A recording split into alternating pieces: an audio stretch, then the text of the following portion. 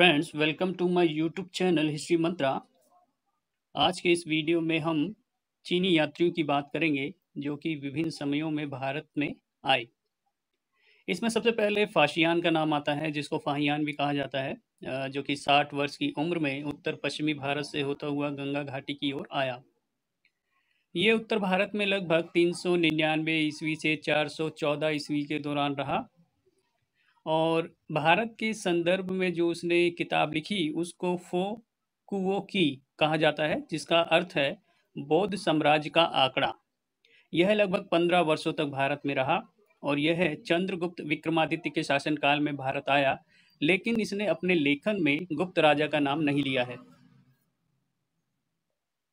ये चीनी यात्री कुछ इस प्रकार से दिखाई देता है।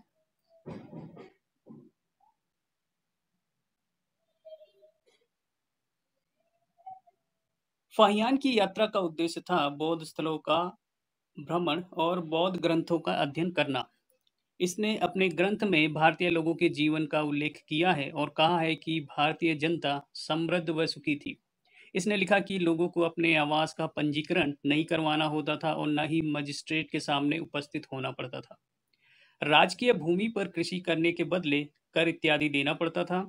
कठोर दंड नहीं दिया जाता था। अपराधियों पर अपराध के अनुसार दंड लगाया जाता था। लोग जीव हत्या नहीं करते थे, शराब नहीं पीते थे, प्याज व लहसुन का प्रयोग नहीं करते थे, सिवाय चंडालों के। चंडाल ही मछली पकड़ते थे, शिकार करते थे और मांस खाते थे।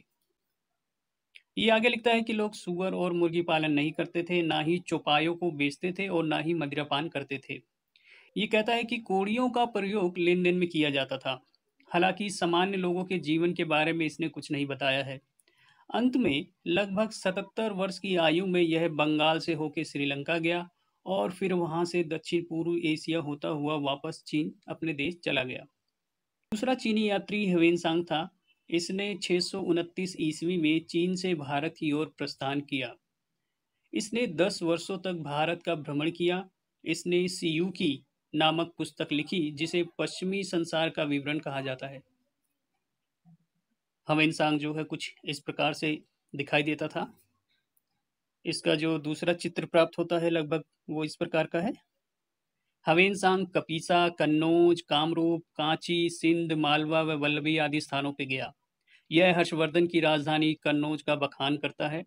इसने हर्षवर्धन द्वारा आयोजित कन्नौज की धर्मसभा की अध्यक्षता की, जो कि लगभग 643 ईस्वी में की गई। इसने चीन पहुंचने पर भारत के संदर्भ में लिखा। इसने भिक्षु, विहार, स्तूप व धार्मिक स्थलों के बारे में लिखा है। ये हर्ष को बौद्ध अनुयायी बताता है।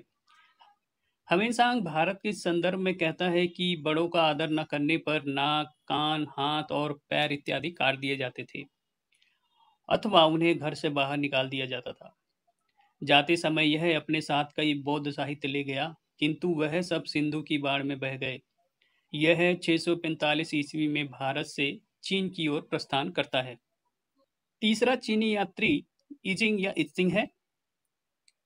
ये 7वीं शताब्दी के दौरान जो है भारत आया और लगभग 671 से 695 ईस्वी के दौरान भारत में रहा। इसके द्वारा लिखा गया आंकड़ा है the record of the Buddhism and practice in India और मेमोयर ऑफ एमिनेंट मॉन्क। यह भारत में बौद्ध साहित्य को एकत्र करने आया ताकि चीन में बौद्ध मत के प्रति व्याप्त भ्रांतियों को दूर किया जा सके। इसने जो विवरण लिखा उससे बौद्ध धर्म तथा अन्य आयामों पर प्रकाश पड़ता है। ये कपिलवस्तु, नालंदा, वैशाली, कुशीनगर, राजगृह, बनारस व ताम्रलिप्ति गया। यह बोध गया और तिलोदक विहार में भी गया और नालंदा में इसने जो है 10 वर्ष तक रह करके अध्ययन किया। इत्सिंग का जो चित्र प्राप्त होता है उसमें वह हमें कुछ इस प्रकार से दिखाई देता है।